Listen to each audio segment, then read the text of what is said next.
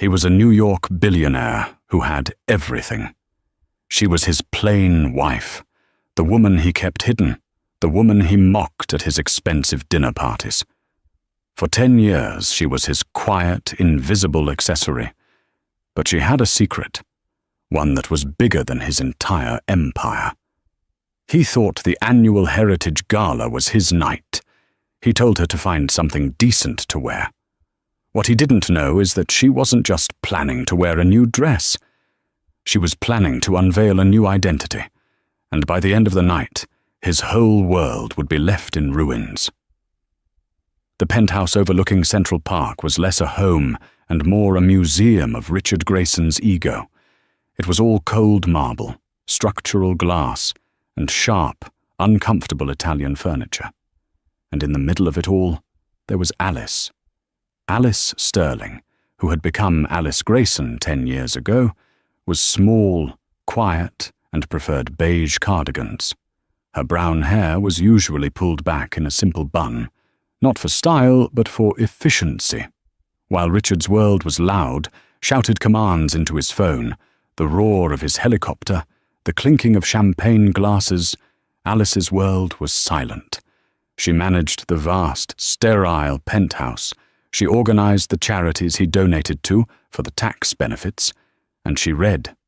She read journals of biochemistry, financial reports, and physics papers. To Richard, she was functional. That was the word he used. "Alice, for God's sake," Richard barked, walking into the library. He was a tall man, broad in the shoulders, wearing a $20,000 Savile Row suit. He didn't walk. He conquered spaces. He was adjusting the cufflinks on his custom monogrammed shirt. "The Heritage Gala is in 3 weeks. It's the biggest night of the year. I need you to at least look like you're married to me, not to the public library." Alice looked up from her laptop. She was tracking substrate bonding in a new protein model. "I was planning on wearing the blue silk, Richard, the one you bought me for the ambassador's dinner." Richard let out a laugh that was more of a scoff. "That blue silk is a funeral shroud, Alice. It's depressing. My God, I'm finalizing the K Holdings merger, and I'll have Forbes following me around. I can't have you looking like, well, you." He tossed a black, metallic credit card onto her desk, the Centurion card. "Go buy a dress. Go to Chanel, Dior, I don't care. Just get someone to fix all of that." He pointed vaguely at her entire being. Alice felt the familiar, cold sting. It used to hurt. Now it was just data. A predictable reaction. "Of course, Richard. I'll find something." "Good." He snapped his fingers, a new, repellent habit. "And make an appointment with that hair person. What's his name? Get rid of that bun." He turned to leave, then paused. "Oh, and the board of the Met is expecting my pledge. Transfer $5 million from the secondary account, the one you manage." "The Sterling Trust account?" Alice asked, her voice quiet but precise. "Yes, that one. Your dusty old family money. Put it to good use for once. Get me that table by the main stage." He didn't wait for an answer, his Prada shoes clicking on the hardwood as he left, already shouting into his phone at his assistant. Alice looked at the black card on her desk. She didn't pick it up. She turned back to her laptop, her fingers flying across the keys. The screen wasn't on a shopping website. It was a complex 3D modeling interface for a bioreactor. $5 million, she whispered to herself. A small smile touched her lips, a brief, sharp expression that Richard had never seen. What a wonderful idea. For the next week, Richard was a whirlwind of triumphant arrogance. The K Holdings merger was closing. He was on the cover of the Wall Street Journal. He spent his evenings at Le Bernardin or Per Se. Not with Alice, but with a woman named Sophia. Sophia was everything Alice was not. She was a social media influencer, blonde, surgically enhanced, and lived her life in front of a camera. Richard paraded her around as his new protégée, but the entire city knew what she was. Alice knew too. She saw the charges on the joint accounts. Cartier, Bottega Veneta, late-night dinners she was never invited to. One evening, Richard came home late, smelling of Sophia's Baccarat Rouge 540 perfume, drunk on champagne and success. He found Alice in the library, as always. "Still reading about dirt?" he slurred, gesturing to a botany textbook on her desk. "Algae, actually," she said, not looking up. "Whatever. You know Sophia. You should meet her. She could teach you something. She said the smartest thing tonight. She said, 'Richard, your brand is power. You can't have a weak link.' She's right, you know. You're my weak link, Alice." He leaned over her, his shadow falling across her screen. "This gala, it's my night, my triumph. Do not embarrass me." Alice slowly closed her laptop. She stood up, her 5'5" frame suddenly steel. "I wouldn't dream of it, Richard," she said, her voice like ice. "In fact, I've already confirmed my dress. It's going to be a perfect fit." Richard, too drunk to notice the change in her, just grunted. "Good. Don't be cheap." He stumbled off to his master suite. Alice waited until she heard his door slam. She picked up her phone and made a call. "It's Alice," she said. "Yes, I'm sure. Liquidate the Hong Kong portfolio and transfer the full amount to the EcoGen Solutions holding. Yes, all of it. He's become too arrogant. It's time." The EcoGen Solutions account was Alice's secret. It wasn't just a holding account. It was a company. Her company. Years ago, before Richard, Alice Sterling had been Dr. Alice Sterling, a prodigy in biochemical engineering. She had inherited a modest fortune from her academic parents. The dusty old family money Richard mocked. While he thought she was idling it in index funds, she had been pouring it into a high-risk, high-reward startup. Her startup, EcoGen Solutions, was on the verge of a breakthrough, a specialized enzyme that could break down microplastics in water, rendering them inert. It was the holy grail of environmental science, a discovery worth not just billions, but the future of the planet. She had run it all through a shell corporation, with a CEO, a trusted former professor, acting as the public face. She was the silent, anonymous benefactor and chief scientist, A. Sterling. It was her life's work, and Richard knew nothing about it. Her plan had always been to wait for the final patent approval, then reveal her work. But Richard's behavior had accelerated her timeline. The gala was 3 weeks away. Her timeline was now 3 weeks. A few days later, Alice was in the kitchen, organizing the catering for Richard's merger victory party, an event she was expected to plan but not truly attend. Richard was in his home office, the door slightly ajar. He was on a conference call, his voice booming and triumphant. "Of course it's a sure thing," he laughed. "We're going to bleed them dry." Alice paused, the catering menu in her hand. "This little startup," Richard continued, "this EcoGen Solutions, it's pathetic. They've got one patent that's worth anything, and they've been sitting on it. Their CEO is some old college professor. He's probably still using a flip phone." Alice's blood ran cold. She moved closer to the door, staying in the shadows. "My source says their final patent, the big one, is pending approval, but their funding is weak. They're vulnerable. So here's the play. We start a short sell attack on Monday. Drive the stock down. My PR team will leak a story that their research is flawed. We'll create a panic. Then, in 2 weeks, Grayson Holdings swoops in as the savior, and we buy the whole company, patents and all, for pennies on the dollar." A different voice, slick and professional, came through the speaker. And the CIO? Who cares? Richard scoffed. He'll be buried in lawsuits.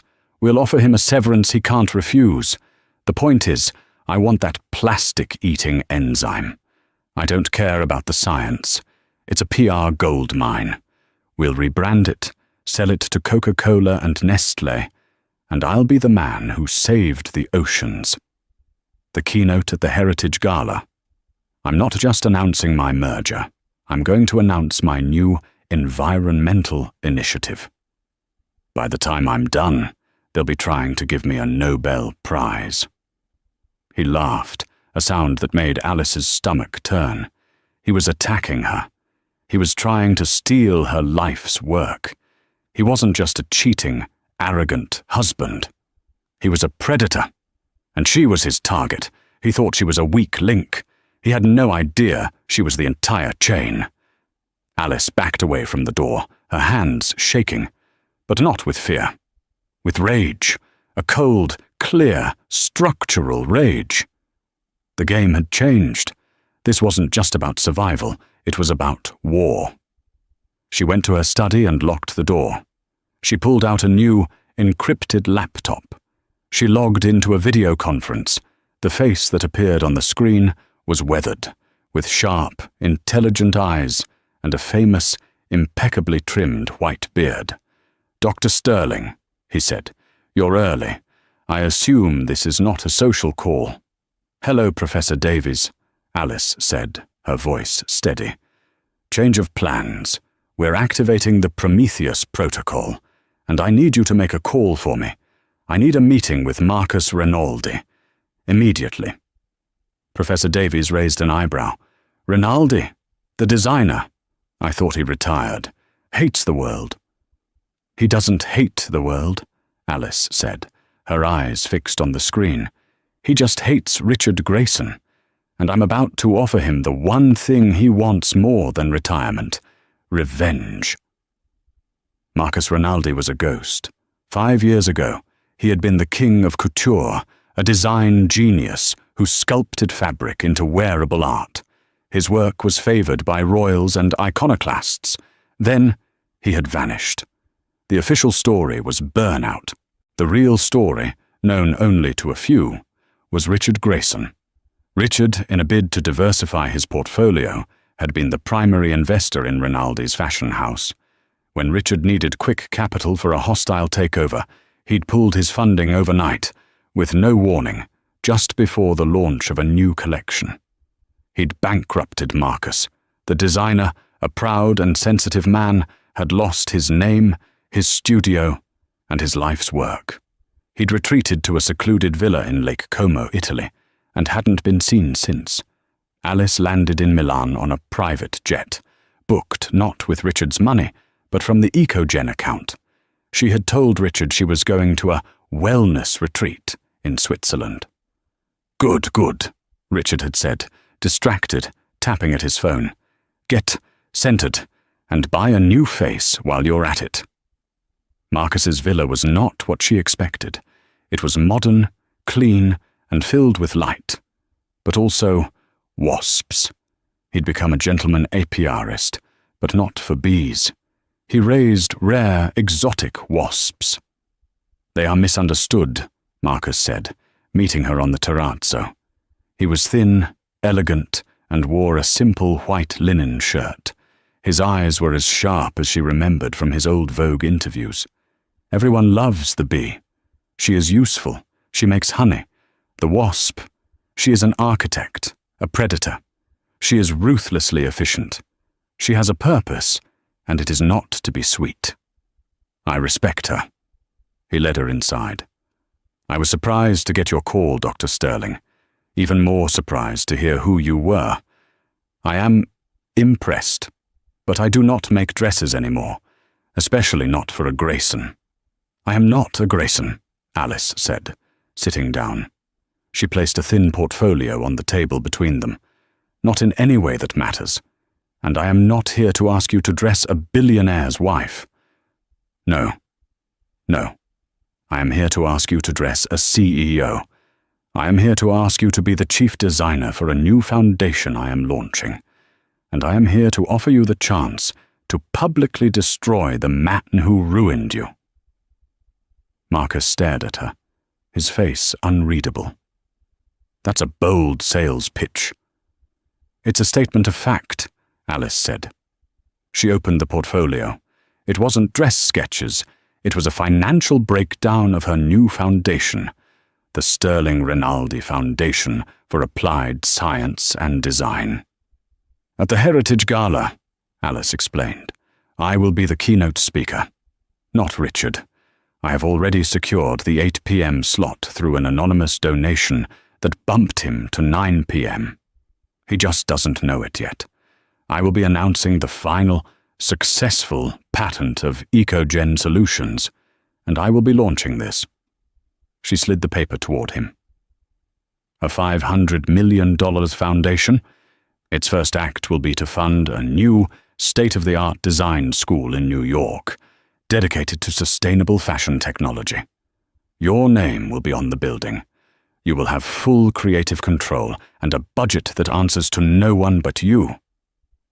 Marcus was silent for a full minute.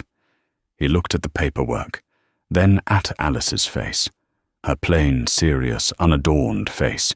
He saw the intelligence. He saw the wasp. Richard.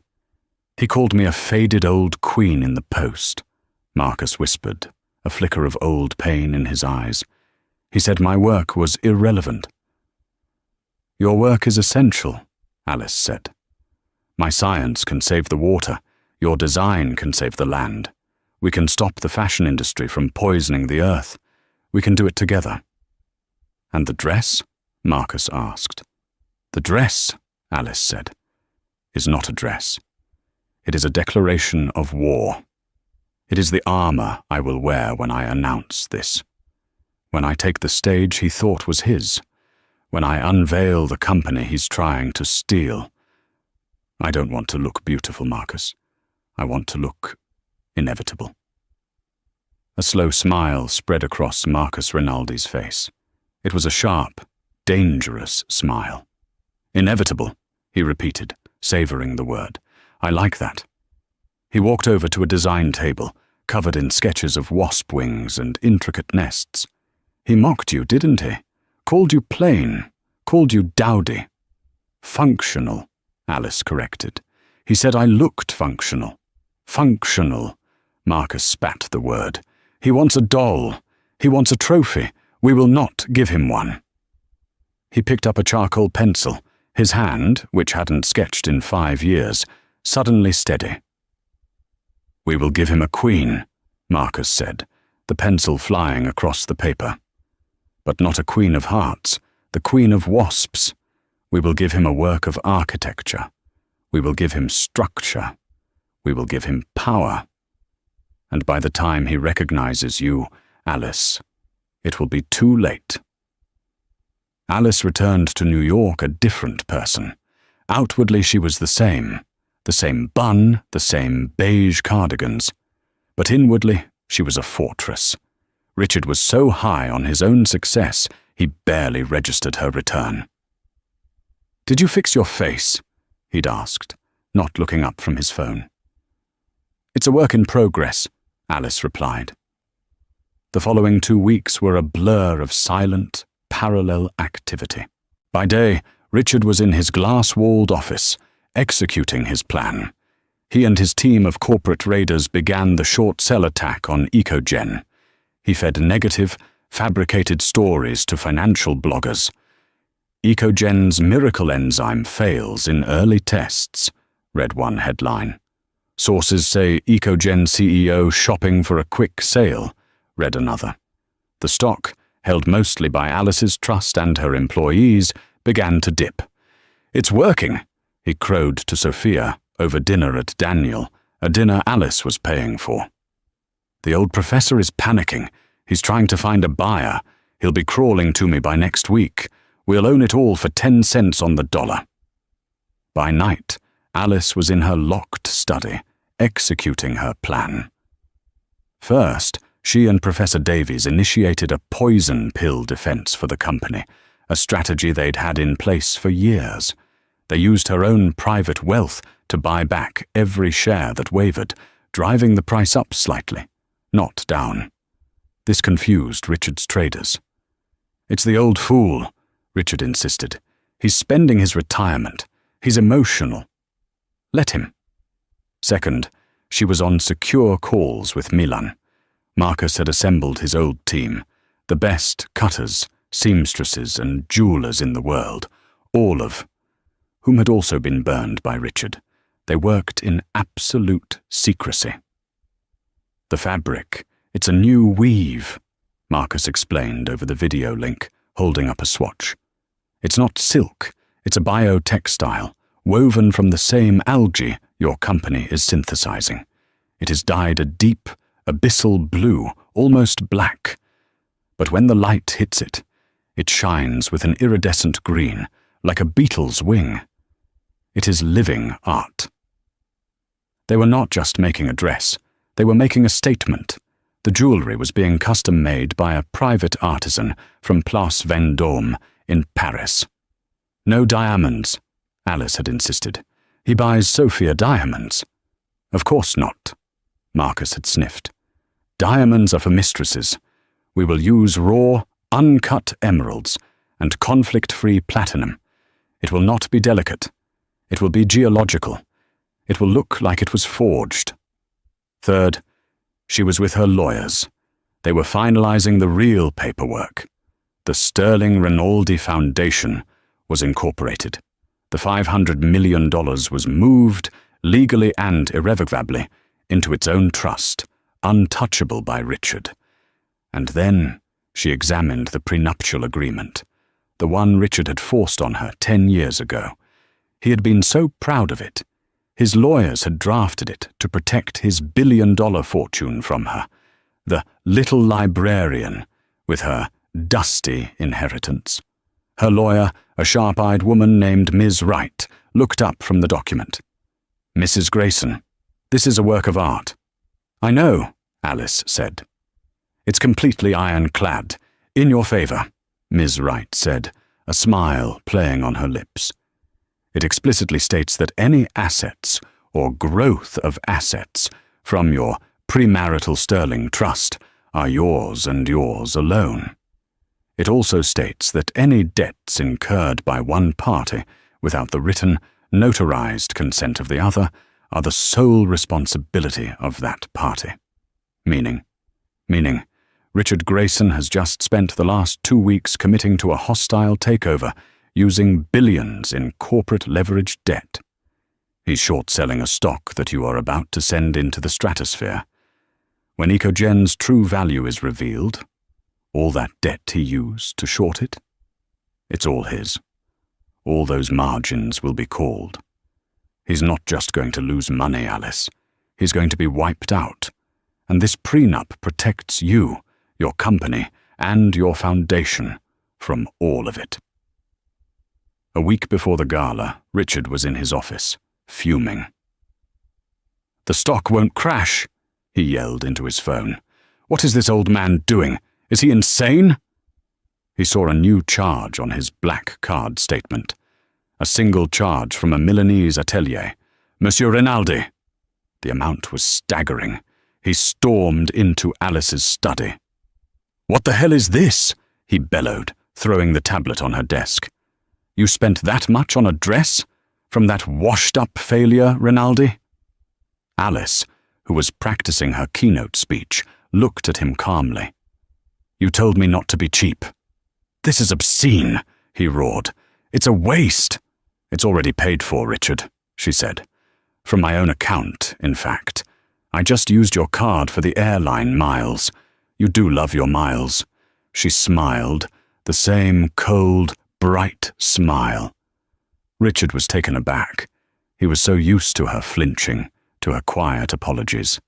This new, cold confidence was unsettling. He mistook it for defiance. "Fine," he snapped. "Waste your little inheritance. But you'd better be worth it. You'd better look like $1 billion, Alice. Because after I close this Ecogen deal, I'll be the king of New York, and I need a queen, not a librarian. "Oh, don't worry, Richard," Alice said, turning back to her speech. "You'll get exactly the queen you deserve." The night of the Heritage Gala, the entire length of Fifth Avenue leading to the New York Public Library was a solid wall of black Rolls-Royce cars and Bentleys. Paparazzi flashbulbs turned the night into a stuttering, frantic daylight. Richard was in his element. He was resplendent in a custom Tom Ford tuxedo, a vintage Patek Philippe watch on his wrist. He had spent the afternoon on calls, celebrating.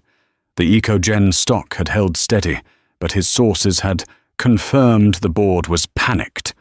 He was certain his low-ball offer tomorrow would be accepted. Tonight, he was here to celebrate. "Alice, let's go!" he yelled. "The red carpet won't wait." He was in the marble foyer, preening in a mirror. He hadn't seen Alice all day. She had locked herself in the master guest suite, claiming complex preparations. "Finally," he muttered, as he heard the door to the suite open. He turned, a critical, mocking comment already on his lips, and he froze. The woman who stood before him was not Alice. She was an icon. She was an architect. She was a queen. The dress was, as Marcus promised, a living thing. The deep, abyssal blue biotextile seemed to drink the light in the foyer, only to throw it back as an electric, iridescent green. It was not a princess gown. It was armor. It was structured at the shoulders, rising to a high, almost severe collar that framed her face. It flowed not softly, but with a deliberate liquid weight, like molten metal. Her hair, usually in a mousy bun, was gone. In its place was a sleek, severe, and devastatingly chic black bob, cut with a razor's precision. It exposed the elegant line of her neck, and the jewelry. It was, as Marcus had promised, geological. Not a string of delicate diamonds, but a single, massive necklace of raw, dark green emeralds, set in hammered, brutalist platinum. It was less jewelry and more a statement of raw power. Her face, which he had called functional, was now a masterpiece of minimalist art. A strong, defined brow, a neutral lip, and her eyes. Her intelligent, piercing eyes, which had always been hidden, were now lined in a sharp, waspish black. They were the only weapon she needed. Richard's mouth opened. No sound came out. "Alice?" he finally whispered. She looked at him. Not as a wife, but as a CEO evaluating a failing asset. "Richard," she said. Her voice was the same, but the intent behind it was new. It was cold. "We're going to be late." She walked past him. The scent that followed her wasn't a cloying floral. It was something sharp, green and electric, like ozone before a storm. In the elevator, Richard couldn't speak. He kept looking at her, then looking away. He was confused. He was intimidated. This was not the woman he mocked. This was not the woman he could control. You cut your hair," he said, stating the obvious, his voice sounding small in the small space. "It grows back, Richard," she said, looking at the floor numbers. The ride to the library was silent. When the Rolls-Royce pulled up, the press surged forward. This was Richard Grayson, the man of the hour. The door was opened. Richard stepped out, flashing his practiced, arrogant smile. The cameras exploded. "Richard! Richard! Over here!" He turned, hand outstretched, to help his wife out, to show her off. But Alice didn't need help. She emerged from the car in a single, fluid motion. She stood, and the high-wattage press lights hit the dress, and the world stopped. The dress exploded. The abyssal blue turned into 1,000 shades of sapphire, emerald, and peacock. It was a visual shockwave. The cameras, which had been focused on Richard, all swiveled to her. Who is that?" one photographer yelled. "Is that Grayson's wife?" My God! Richard was left standing, hand outstretched to an empty space. He had become, in an instant, an accessory. And then, the second car, a discreet black Maybach, pulled up behind them. The door opened, and Marcus Rinaldi stepped out. The press screamed. This was a bigger story. The ghost was back. Marcus! Marcus Rinaldi! You're back! Who are you wearing? Marcus, in a simple, perfect black suit, walked straight to Alice. He adjusted the collar of her dress, a possessive, artistic gesture. He ignored Richard completely. Perfection, Marcus whispered to Alice. You're wearing Rinaldi? A reporter from Vogue shrieked, recognizing the signature. Alice turned to the camera. She smiled that new, cold smile. No, Alice said, her voice clear and carrying over the din. Marcus Rinaldi is wearing me. I am Dr. Alice Sterling, and we are just getting started. She and Marcus walked onto the carpet, leaving Richard Grayson standing by the car, his face pale, his smile frozen, utterly and completely speechless. Inside, the great hall of the library was a sea of power. Tech moguls, politicians, and old-money aristocrats mingled under the vaulted ceilings. Richard, having recovered his composure, rushed to Alice's side, grabbing her arm. "What the hell was that, Alice?" he hissed, his fingers digging into her arm. "You're with Rinaldi. You're Dr. Alice Sterling. What game are you playing?" Alice looked down at his hand on her arm. Then she looked back up at his face. She didn't pull away. She just waited. "Let go of me, Richard," she said, her voice quiet, but with the deadly finality of a judge's gavel. Richard, suddenly aware of who was watching, the board of the Met, the editor of Forbes, let his hand drop as if he'd been burned. "We'll talk about this later," he seethed. "No," Alice said. "We won't." Just then, the lights dimmed. The master of ceremonies, a famous actor, walked on stage. "Ladies and gentlemen, thank you for coming. We have an extraordinary evening planned, and we are beginning with a last-minute, very special addition to our program. A surprise keynote." Richard, who was checking his watch, looked confused. "What? I'm the 8 p.m. keynote. My merger." "Tonight," the MC continued, his voice resonating, "we are honored to host a true visionary, a person who, for 10 years, has worked silently to solve one of the greatest threats to our planet. Her work has been anonymous, until tonight. Please welcome the founder, CEO, and chief scientist of EcoGen Solutions, Dr. Alice Sterling." A single, brilliant white spotlight hit Alice. The entire hall turned. Every eye was on her. Richard's world tilted. His face went from red to white to a sickening shade of grey. EcoGen Solutions? CTEO, Dr. Alice Sterling? He looked at his functional, plain wife. The woman he'd mocked. The woman he'd been trying to bankrupt. Alice, bathed in the spotlight, looked like a goddess of vengeance. "Alice!" he choked. She gave him one last look, a look of pure, unadulterated pity. Then, to a hall filled with stunned, thunderous applause, she walked toward the stage. She didn't stumble. She didn't look nervous. She walked with the absolute certainty of a predator who has just cornered her prey. She tapped the microphone. The small sound echoed in the sudden, vast silence. "Good evening," she said. Her voice was clear, strong, and beautiful. "My husband, Richard Grayson, likes to call me functional. He's a man who appreciates function, things that serve a purpose, a wife who manages his home, a stock that performs, a company that can be broken down for its parts." A gasp went through the crowd. This was not a normal speech. Richard looked like he was going to be sick. "What he didn't know," Alice continued, "is that I, too, appreciate function. For 10 years I have been working on a very specific function, the function of an enzyme, EcoGen 1 that can systematically target and neutralize polyethylene microplastics in our oceans. She clicked a remote.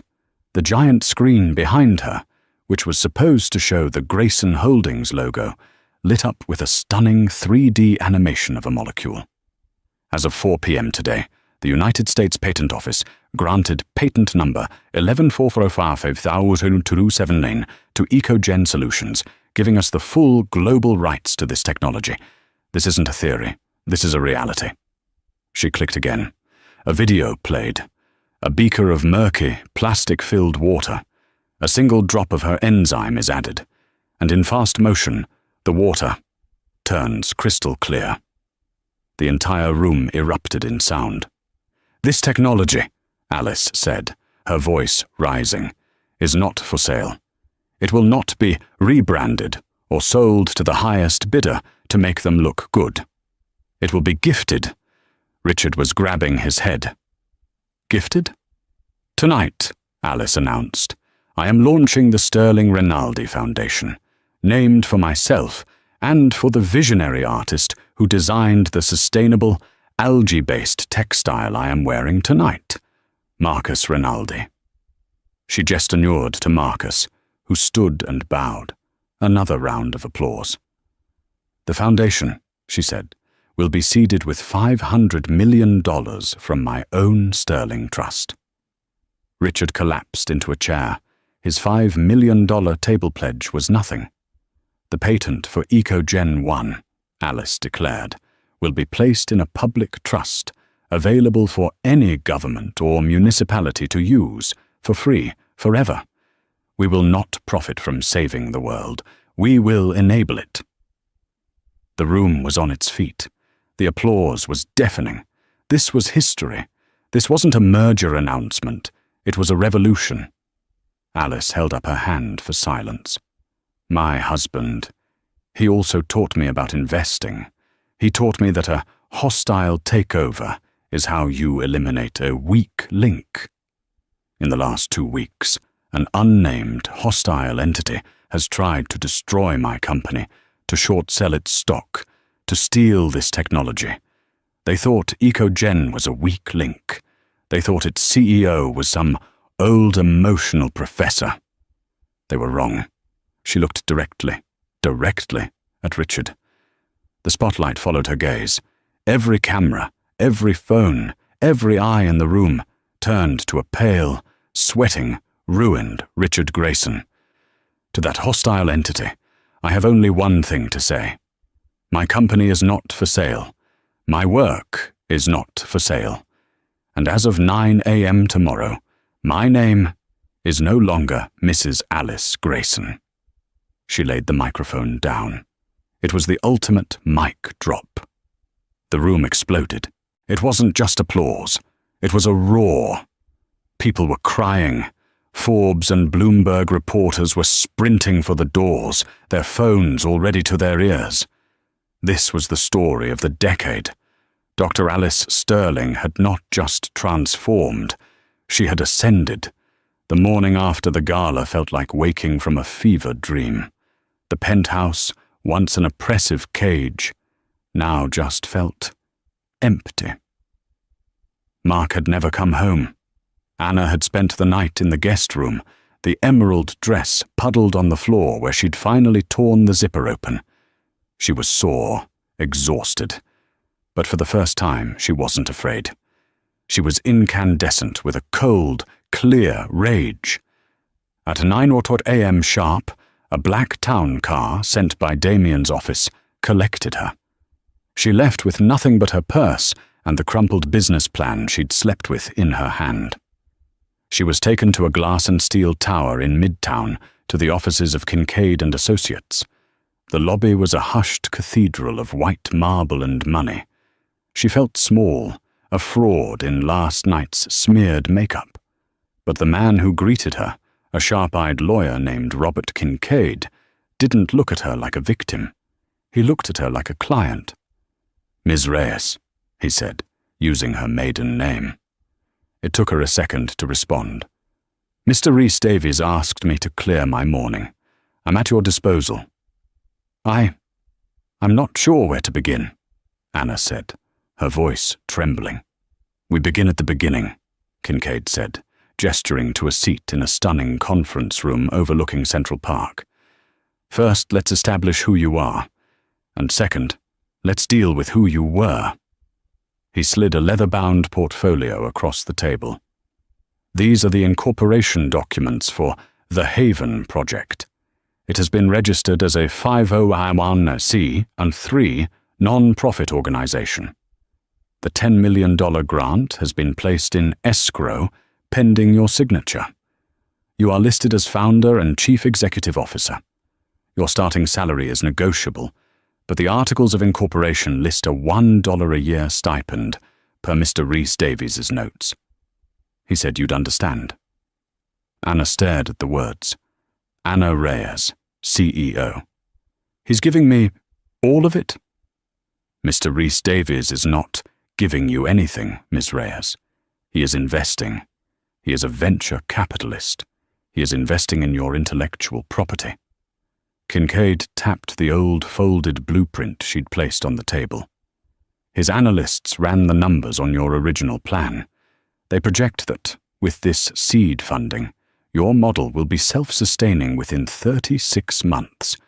This isn't charity, it's a startup. The shift in language was profound.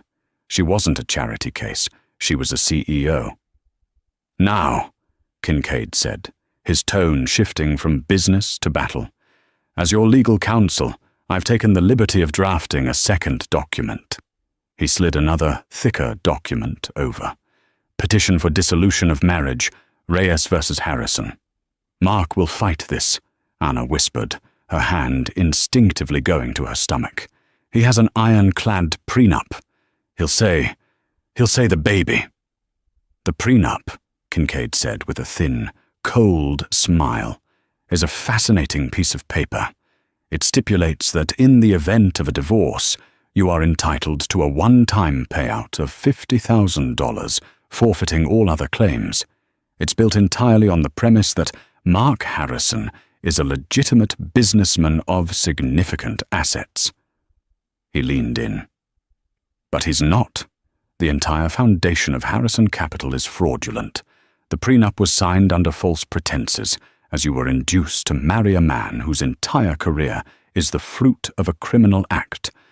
We will not be arguing about the prenup, Ms. Reyes. We will be invalidating it. And the baby? He'll claim adultery. He already did, at the Gala. And I will file a countersuit for slander, defamation, and emotional distress, Kincaid said, his voice like ice. But it won't get that far. You see, Mr. Harrison is a bully, and the only way to deal with a bully is to hold a bigger stick. And we are holding a nuclear weapon. He gestured to his briefcase. Damien's dossier, the 300-page one, it is currently locked in my private safe. Mr. Harrison has a choice. He can give you a quiet, uncontested divorce, sign away all parental rights to a child he has already publicly disavowed, and crawl away with whatever assets he can liquidate before his partners get wind of this.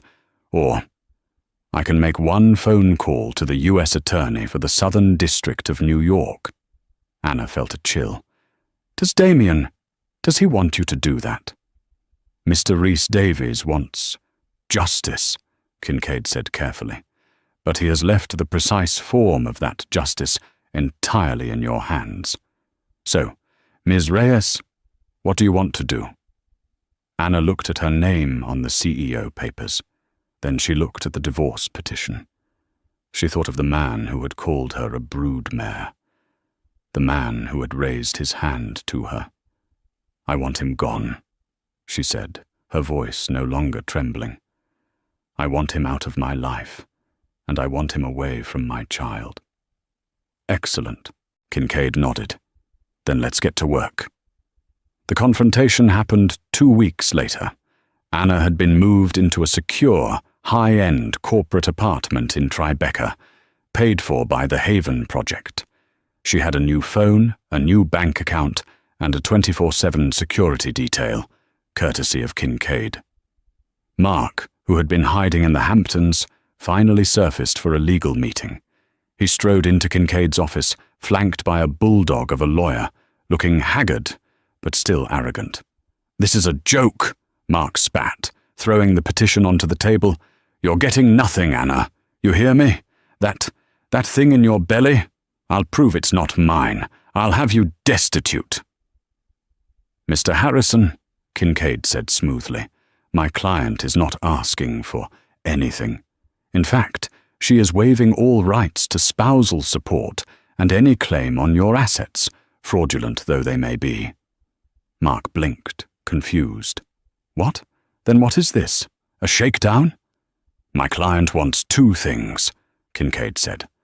"A signature on this divorce decree, and a signature on this document, which terminates all your parental rights, effective immediately."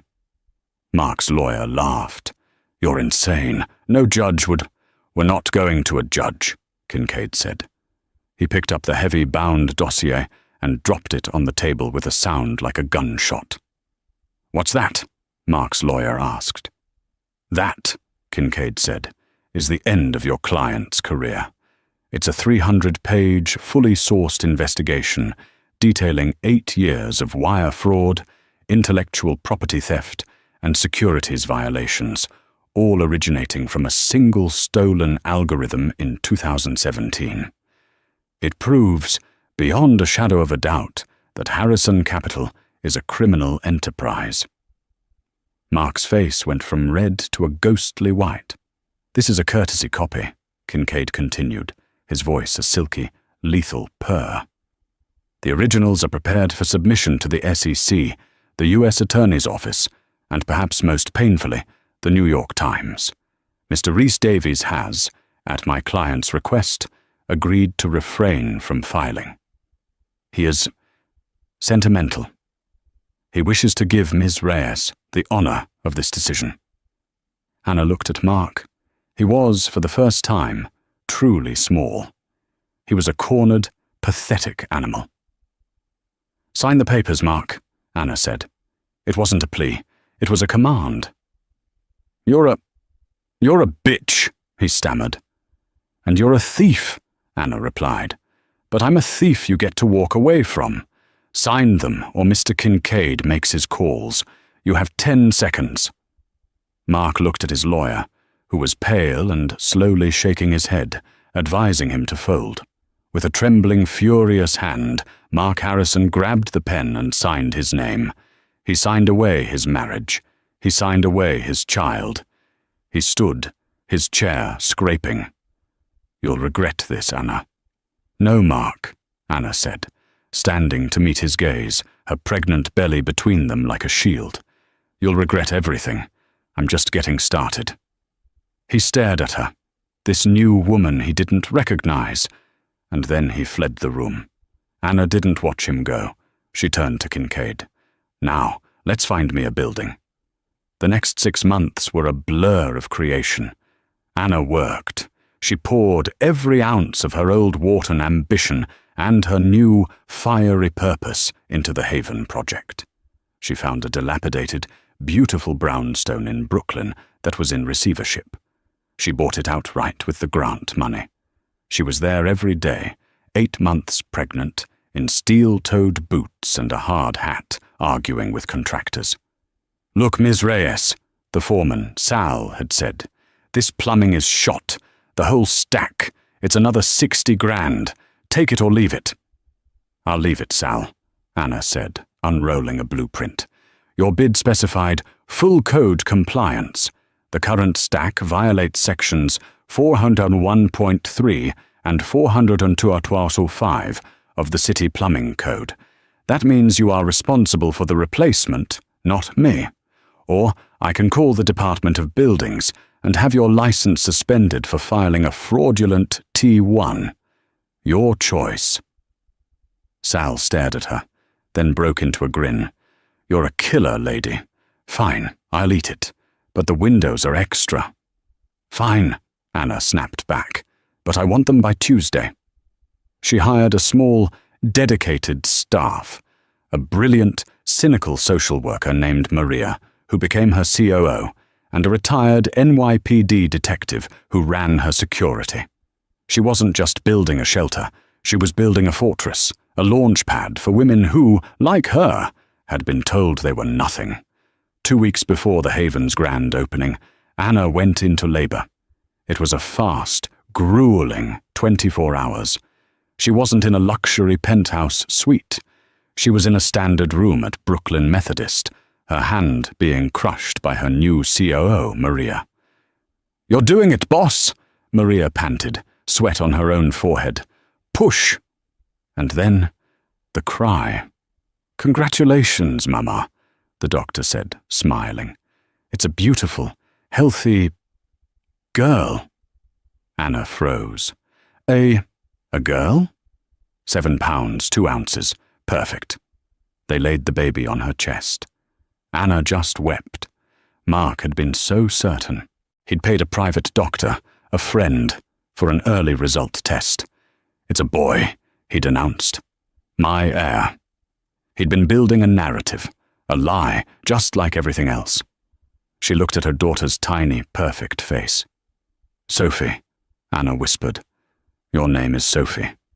Sophie Reyes." This was her family. This was her heir. 6 months to the day after the gala, the autumn air was crisp and bright.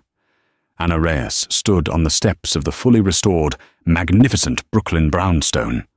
A banner above the door read, "The Haven, a new beginning." She was not in a $12,000 gown. She was in a sharp, elegant navy blue suit, her posture perfect. In a carrier on her chest, 2-month-old Sophie gurgled, her face buried in her mother's coat.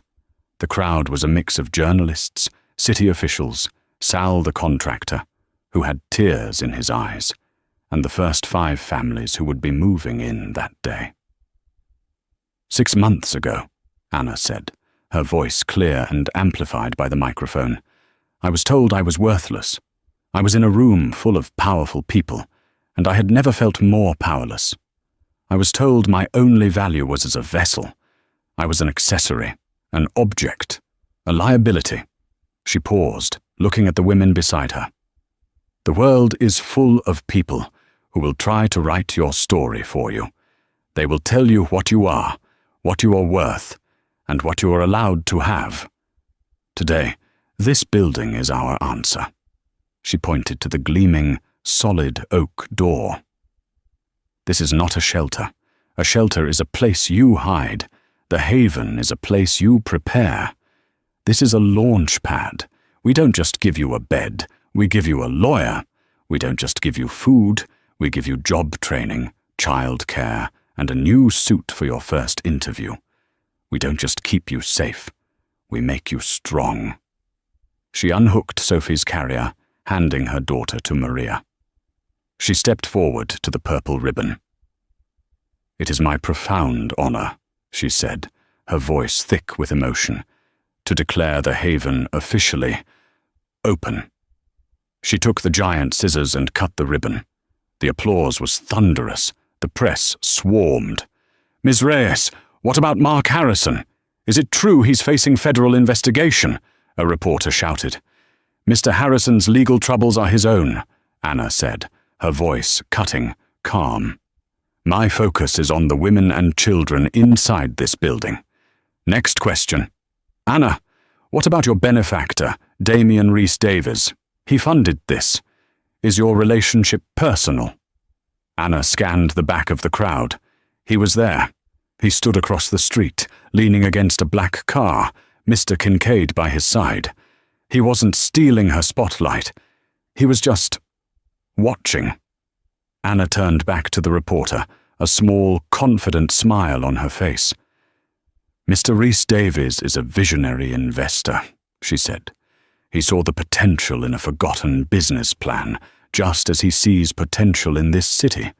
His belief in data and outcomes is why he funded us. My relationship with him is one of profound, professional respect. She saw Damien hear her. He didn't smile. He just gave a single, sharp nod. A nod of equals.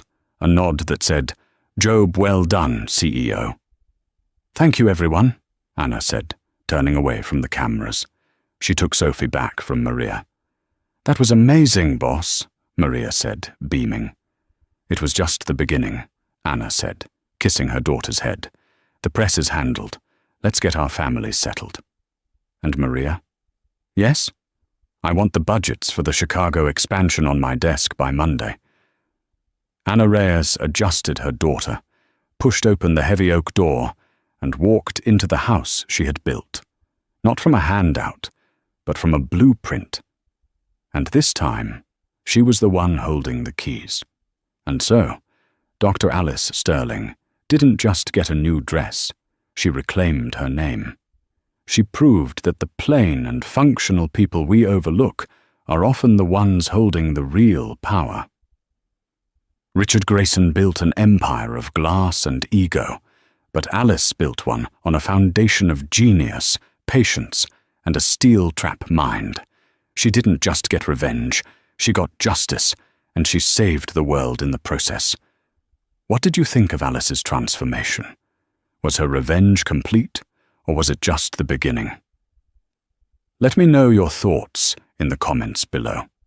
If you loved this story, please show your support by hitting that like button, sharing this video with someone who needs a story of triumph, and of course, subscribe to the channel for more incredible stories just like this one. Don't forget to hit the notification bell so you never miss an update.